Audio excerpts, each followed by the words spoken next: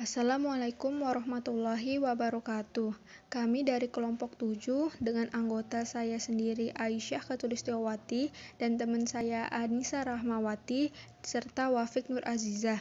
Di video kali ini kami akan menjelaskan tentang materi Disruptive Technology and Innovation.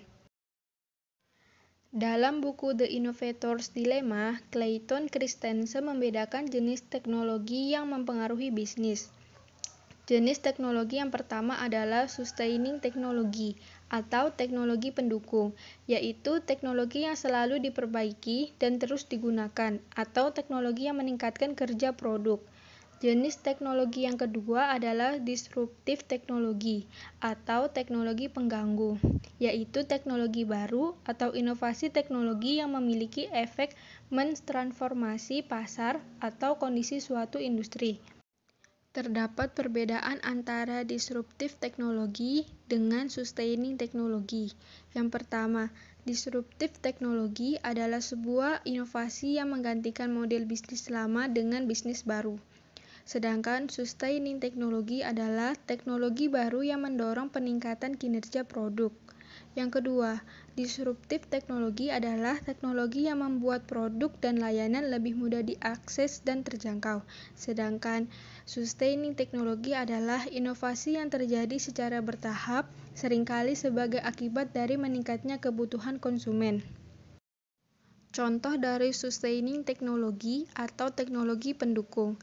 Yang pertama, munculnya telepon genggam yang memudahkan manusia untuk berkomunikasi dimanapun mereka berada. Contoh yang kedua, munculnya kamera digital yang memudahkan kita untuk berfoto. Contoh yang ketiga, munculnya ojek online yang lebih mudah diakses oleh konsumen dan juga lebih murah. Contoh dari disruptive teknologi. Yang pertama, munculnya telepon seluler yang menggantikan telepon rumah atau fixed line. Yang kedua, munculnya foto digital yang mengakibatkan penjualan film kamera anjlok. Contoh yang ketiga adalah munculnya marketplace atau online market yang mengganggu pasar tradisional. Contoh yang keempat adalah munculnya flash disk yang menggantikan floppy disk. Contoh yang kelima, munculnya ojek online yang menggantikan ojek konvensional. Contoh lainnya adalah seperti koran yang mulai ditinggalkan dan beralih pada berita online. Innovation disruptive atau inovasi pengganggu adalah inovasi yang membuat pasar baru atau menggantikan pasar lama dengan ide bisnis yang segar dan inovasi yang sesuai dengan kebutuhan konsumen. Inovasi disruptif kerap mencetus ide mengenai produk atau layanan baru yang tidak terpikirkan dan menciptakan jenis konsumen baru. Inovasi disruptif menjadi momok yang sangat besar bagi para pengusaha konvensional dan kaku. Hal ini dikarenakan industri konvensional tersebutlah yang paling terancam keberadaannya dengan banyaknya inovasi. Inovasi baru ini bertujuan untuk memberikan perubahan yang lebih efisien, efektif, dan memudahkan kehidupan manusia yang ditandai dengan perkembangan teknologi yang sangat masif. Contoh dari inovasi pengganggu adalah perusahaan Nokia. Dulunya dijuluki sebagai ponsel sejuta umat, dan pada akhirnya harus mengakui handphone bersistem Android dan iOS sebagai inovasi yang mengganggu.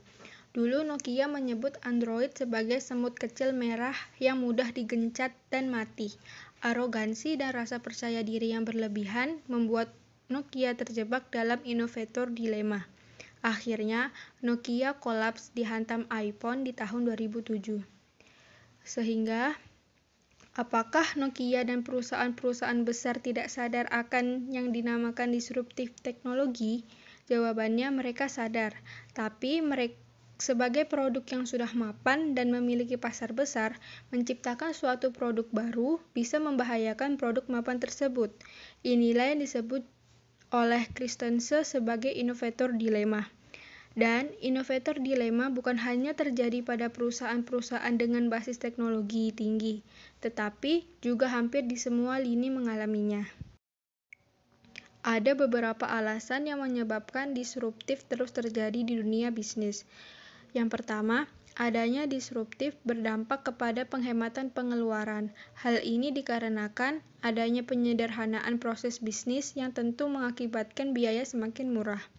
Yang kedua, produk yang dihasilkan melalui inovasi biasanya memiliki kualitas yang lebih baik dibanding dengan produk sebelumnya.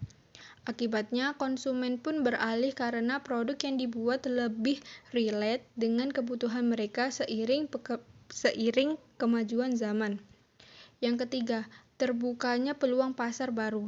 Dengan adanya disruptif, cakupan pasar bisnis menjadi lebih luas, bahkan berpotensi untuk membuat pasar baru dengan produk atau layanan yang mereka ciptakan. Kemudian, dengan inovasi disruptif, hasil produk dan jasa akan lebih mudah diakses oleh konsumen. Dan yang terakhir, akibat disruptif, semua hal menjadi serba lebih baik, mulai dari lebih hemat waktu hingga lebih efisien. Selanjutnya, tips berbisnis di era disruptif. Yang pertama, mengamati tren di lingkungan bisnis. Amati apa saja perubahan-perubahan yang terjadi pada suatu bisnis dan pasar yang ada. Dengan melakukan hal ini, pebisnis dapat mendeteksi jikalau disruptif akan terjadi. Pada akhirnya, pebisnis bisa melakukan adaptasi dan antisipasi terhadap disruptif tersebut. Yang kedua, berpikir out of the box. Dengan begitu, pebisnis mungkin bisa mendapatkan ide yang sebelumnya tidak pernah terpikirkan. Ada dua langkah. Pertama adalah menjadikan diri sebagai pemikir kreatif. Selanjutnya, pebisnis bisa memfokuskan diri dari berbagai pertanyaan yang bisa menstimulasi timbulnya jawaban dan solusi. Yang ketiga, melakukan inovasi. Di tengah-tengah banyaknya inovasi disruptif terjadi di dalam bisnis, menggunakan cara lama sama saja dengan bunuh diri.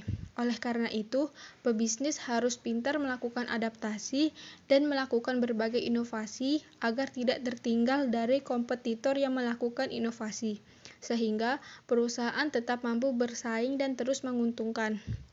Yang terakhir adalah partnership atau menggandeng perusahaan lain untuk bekerja sama. Partnership dilakukan mulai dari input hingga output. Dengan begitu, bisa lebih efektif dan efisien sehingga mampu bertahan bahkan bersaing dengan pebisnis yang menjadi agen disruptif. Sekian dari kelompok kami. Jika ada kesalahan mohon dimaafkan. Wassalamualaikum warahmatullahi wabarakatuh.